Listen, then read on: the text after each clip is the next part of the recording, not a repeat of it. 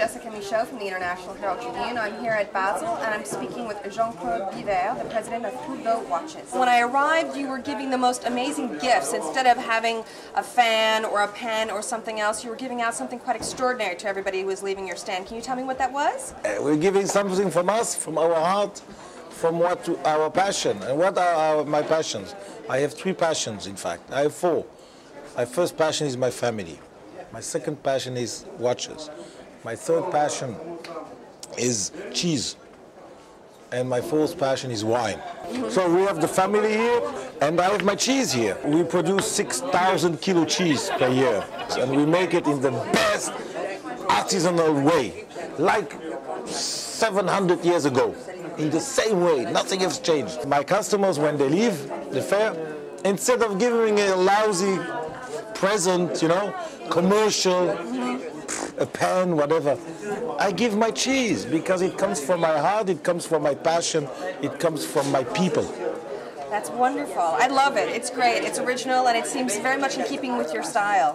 I noticed one other thing that I found out was that you have a new agreement with the soccer team. Is that right? You're sponsoring Euro 2008. Is that correct? Yeah, we are the main sponsor of the Euro 2008. The Euro 2008 will take place in Switzerland, as we are related to soccer, and that we would take the main sponsorship.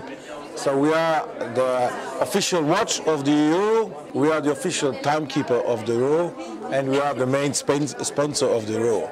Now let's talk about your other passion, your watches. It's the Hublot Big Bang watch, correct? That's, yes. So what's new this year? This year what is new, we have a Big Bang Classic. Big Bang is a very strong, massive, macho, strong expression watch, heavy visibility. We thought time had come to open a little bit the scale of our customers and to make slightly more classic Big Bang. And we have been working, unfortunately, already 2 years on it, because it's very difficult to reduce from such a strong DNA, such a strong visibility like the Big Bang, and to make it somehow weaker. But you can never make weaker. So you have to make it less strong, but still with personality, still with aesthetic tensions in it. And that is not easy. And also, I think color this year. You've had a lot of darks, of course. But this year really having some punchy color for the first time. We play also colors because each time we change materials, each time we introduce new materials, these new materials bring new colors.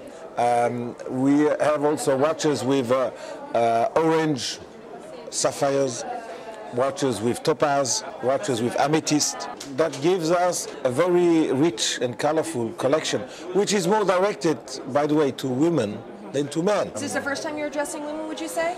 We found out that eventually 35% of the women, of the watches, of our watches, Big Bang, are worn by women. So we said, why should we not try to bring this 35% closer to 50? And one way could eventually be to play with colors. You've been credited with helping bring back the Swiss watch market, the movement when the quartz was the dominant and was coming up powerful. What do you think, is the balance been reached at this point? Where do you think the future of the watch market is going? Is it still going to be quartz dominated, or the it depends. You know, the watch industry is so big and so large. I'm more specialized in the upper segment of the watch industry, and this upper segment is the luxury segment, and in that segment, mechanical watch, mechanical movement is nearly a must, and so I don't believe that in future this will change. I believe in future it will even go on. Why? Because mechanical watch, mechanical movement is a piece of art made with hands. A quartz watch is a great watch, by the way, is a great movement, but it's made with machines. And somehow art has a better perception when art is made by hand than by machine.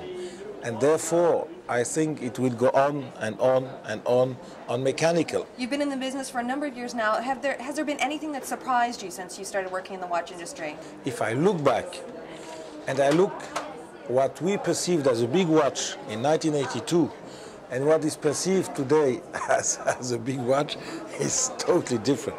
When I started in 82 with Blancpain, we had a watch that was 32 millimeter diameter, and that was a man's watch.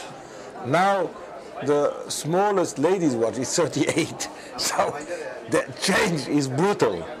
I mean, it's amazing how you can double nearly the size. In 20 years, people are wearing watches that are double the size. Women in the 1980s were wearing watches that were a diameter of 24, 26. Today they're wearing 44 millimeter, 45. Double. They doubled the diameter in 20 years. It's quite amazing. Well, I think you're not going to be looking back for very long. I think that we're looking forward at Hublot, and I wanted to thank you, Jean-Claude, for taking the time to speak to the International Herald Tribune. Thank you.